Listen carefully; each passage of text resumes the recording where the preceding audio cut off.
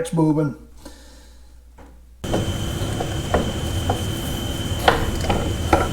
Oh, look at that. We got it. Good news, everybody. I've got a lot of things moving.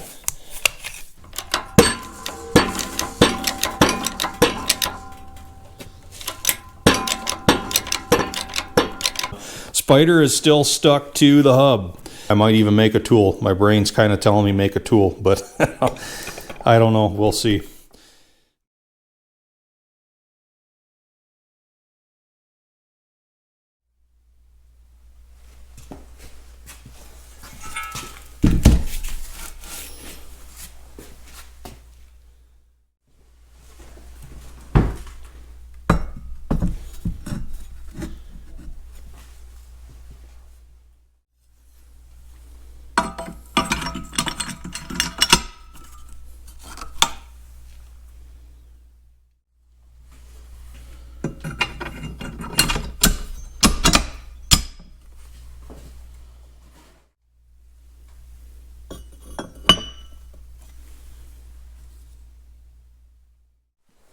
Hey everybody, welcome back to the channel. So this is what I came up with to try and get the spider off that pressure plate. I know it's ugly. It's all repurposed scrap steel. There's not a new piece of steel in this this whole thing, but I got rid of a lot of odds and ends I had laying around. These are all cut-offs or pieces of steel that had a bend in the middle, but the ends were good, stuff like that. And honestly, I threw it together pretty fast. It doesn't have to look pretty. I just built it for function. So we're on these angles right here and here. Those are spaced wide enough so that this goes on that big metal table outside, and each edge will hang down, and it'll have some significant anti-rotation capabilities. And then the main frame, 2 pieces of C-channel, and then the clutch pressure plates set on top of that. Probably the greatest amount of time I had was between notching these pieces of angle to go around these gussets to basically grab onto this thing, keep it from turning, and also putting the square drive in this socket piece here. That was a piece of 5/8 I had left over. We're going to try these pieces of angle, and it's designed to apply the force down deeper where it's meatier down here and keep the tension off of these thinner ears. So plenty to grab onto there, and I made it to fit the 1-inch drive breaker bar. So I should be able to get a pretty good amount of force in here where it's the heaviest on the spider. And these pieces here, these were just little trimmed off ends from angle. I didn't even bother cutting them down, but I spotted those in place to give a little bit more support to these brackets here to keep any kind of rotation off of them. They are bolted tight down to these pieces of channel, so that has that clamped in pretty well. All right. I just kept telling myself I only have to build this strong enough to break the spider, right? So we'll take it out, throw it on that metal table, see if we can get anything to happen.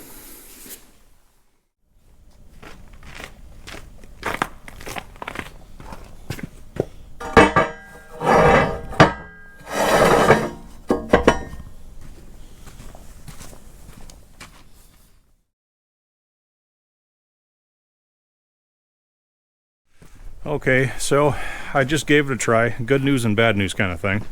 I didn't have the camera out here because I didn't think anything was going to happen, but I just got done heating it, and I had to go get a candle to get some more wax in here. I got the spider to start moving. That's the good part. The bad news, though, I broke the pressure plate. Ooh, that's a little hot yet. Sizzled my glove. I broke the pressure plate. This slotted drive-in that sticks up right here, you can see there's a crack right there, and there's a piece missing there. I'm going to get this wax melted in here, as long as it's still hot, and I'll show you how that happened. Being that I got some movement on this, we're just going to let it cool down. It just went a little ways that way, and then I just pulled it back the other way, and we're going to melt some wax in. We're going to let this completely cool off before we do anything else to it. But, oh, I screwed up.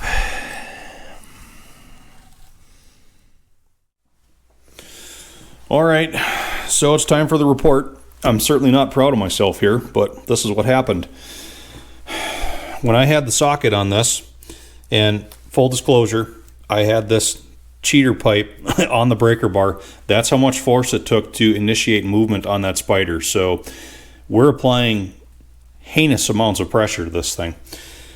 The square drive end, the way it sticks down through the bottom of the socket that I made, was able to contact these drive lugs, and they weren't able to withstand the force. You can see the two bits that broke out of there.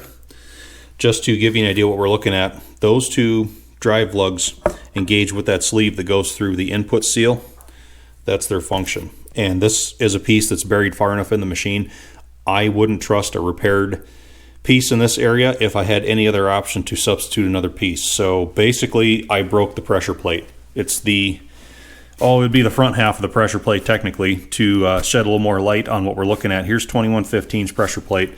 That's the lug, the ear, that I broke off of this one. And that's also the threaded surface there that the spider is currently stuck to. So, or at least very tight on. I did get some movement on it, and I let this soak all night. It's the next day. So that's what happened. Complete bonehead move on my part. I should have had the foresight to see that coming, but I didn't. My main goal with making the socket was to keep it as low on the spider as possible, because that gives you more stability. I could have made it taller, even a ½ inch taller, and it would have allowed that square drive to clear those ears.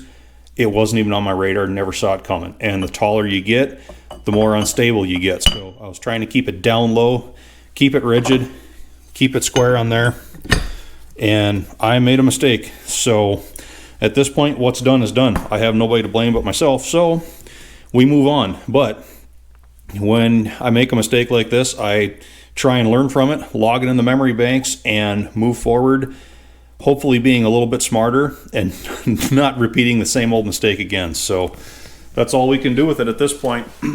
And I guess my main focus is to save that spider, because I for sure don't have another one on the place that's even close to being in the same, well, still good condition that is. So with that pressure plate being broken, that also does open up the opportunity of, well, if this thing seems like it's going to start pulling threads and galling, I'm not against chucking this whole thing in the lathe and machining that threaded center out of the spider now, just to save the spider, since I've already basically written off that half of the pressure plate. We won't go there unless we have to, but enough talking. Let's move forward.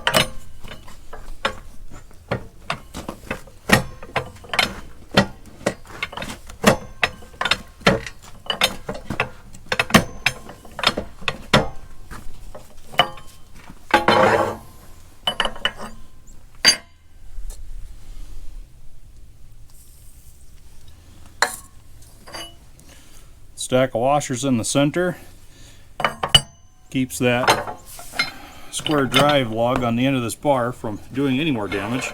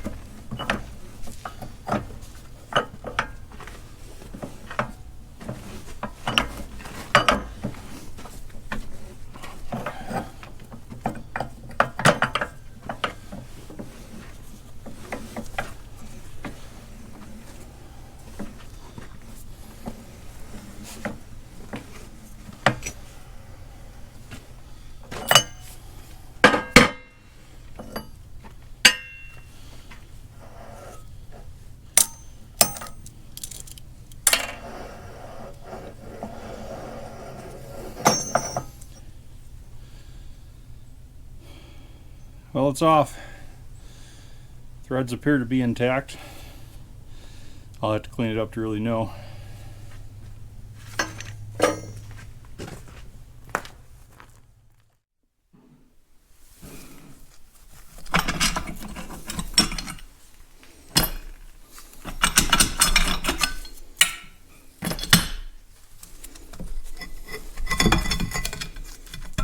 Okay, we'll finally get that off.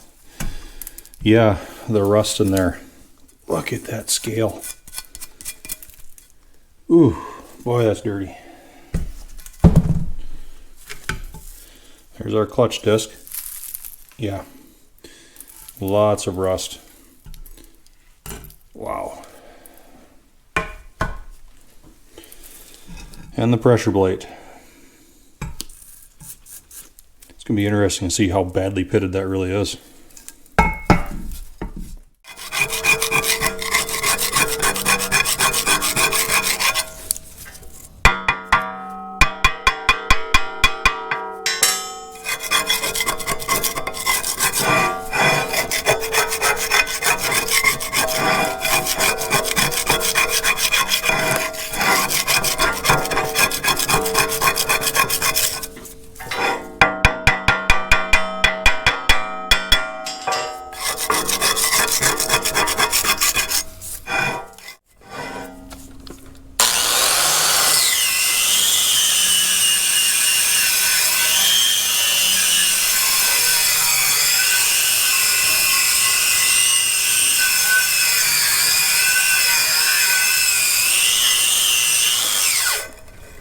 Now you see why I keep this old cruddy jacket, right?